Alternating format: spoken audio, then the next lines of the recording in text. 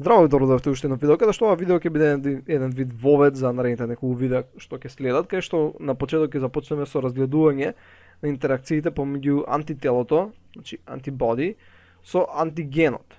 Така, значи ќе видиме што се случува на ниво на антиген binding site и кај што се поврзува антителото со антигенот. Бидејќи ние, да, спомнавме дека имаме антитела, така дека имаме антитела кои што го имаат овој антиген врзувачки регион, кој што се врзува нормално со антигенот. Така, че имаме одека некој си антиген и знаеме дека се врзува и ние тоа го разгледавме, мислам го спомнувавме многу пати во претходните видеа. Но не разгледавме детално што се случува на нивото на поврзување. Така, што се случува овдека на хемиско ниво? Така, што се случува на хемиско ниво? Односно ќе видиме од што зависи поврзувањето, односно од што зависи афинитетот за поврзување. Значи ќе видиме афинитет за поврзување. И ќе има малце математика, ќе вклучиме во ова, нема да биде нешто си многу комплицирано, бидејќи ќе објасниме и низ црт. Едноставно сега само на колку за вовед да ве заинтригирам, ќе спомнам дека самото поврзување на антителото со антигенот не е трајно.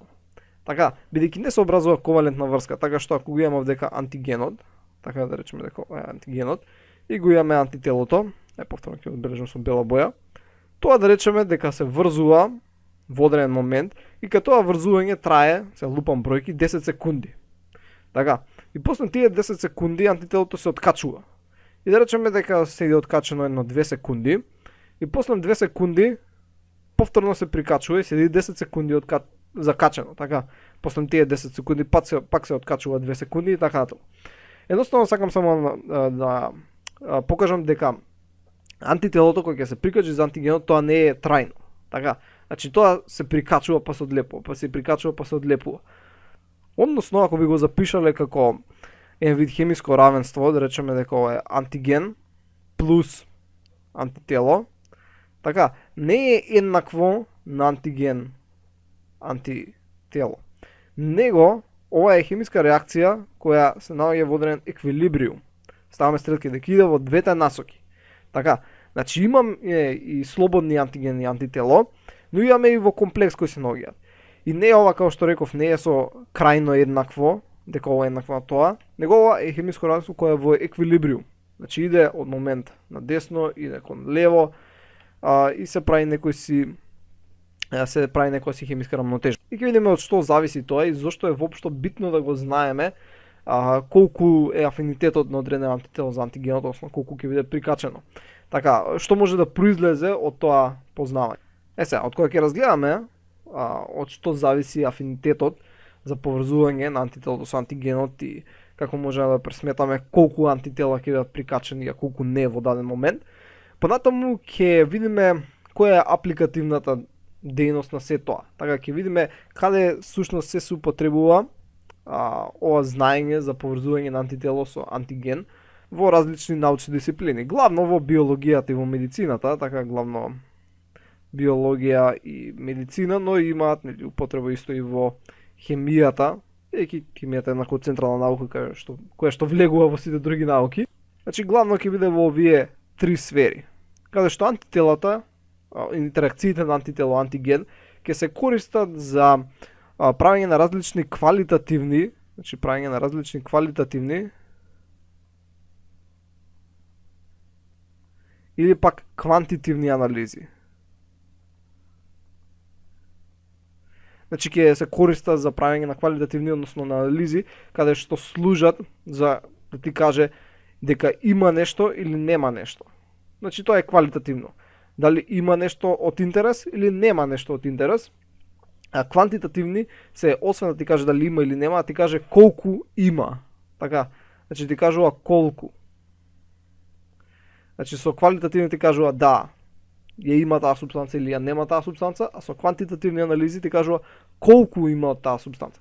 Значи овие анализи се многу битни, бидејќи обично анализите кои би се вршеле за биолошки или некои медицински потреби би биле многу сложени ако се базираат чисто на некои си општи хемиски анализи.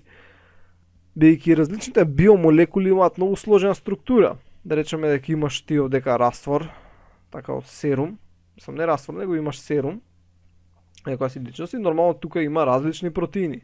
Има многу различни протеини.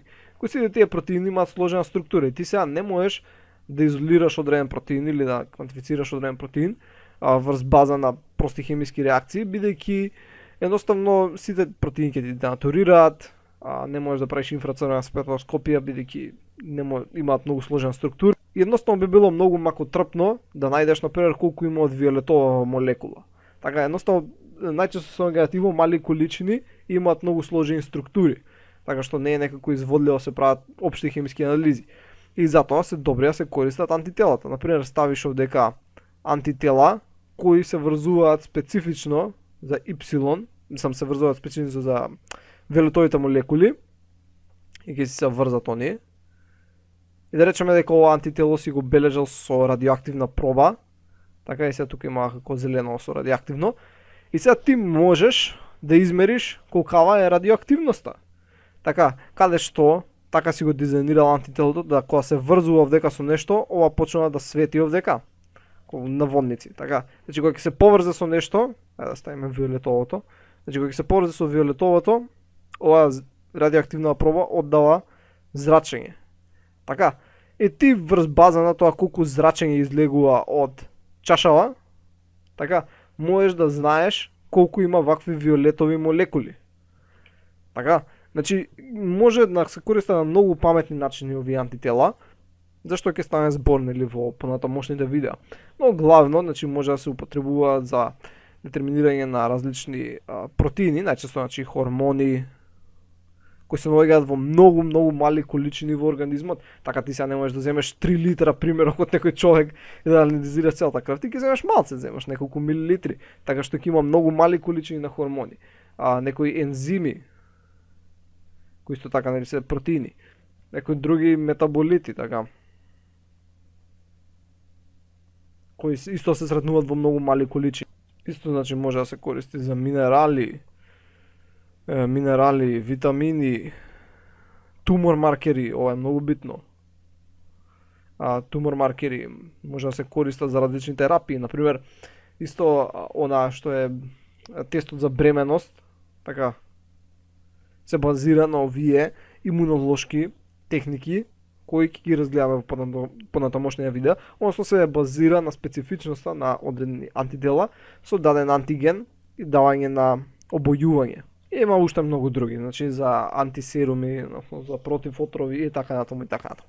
Значи има многу начини на кои може да се искористат овие антитела, да се врзуваат со одредени антигени, и затоа е многу битно да се знае што се случува помеѓу интеракцијата на антитело со антиген, со цел да се знае колку треба да се стаја од антителото, со цел да имаме оптимална интеракција, така.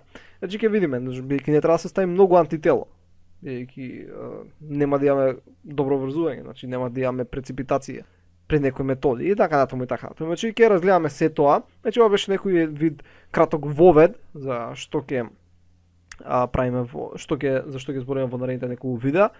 И сега во наредно видео, значи ќе навлеземе во малце математика и хемија, да видиме како всушност, од што всушност зависи афинитетот на поврзување на антителото со антигенот и како тоа може да ни служи за прање на различни пресметки. И тоа беше главно се за овој видео. Се надам дека научивте нешто ново и ќе се видиме во наредното видео. Довидување.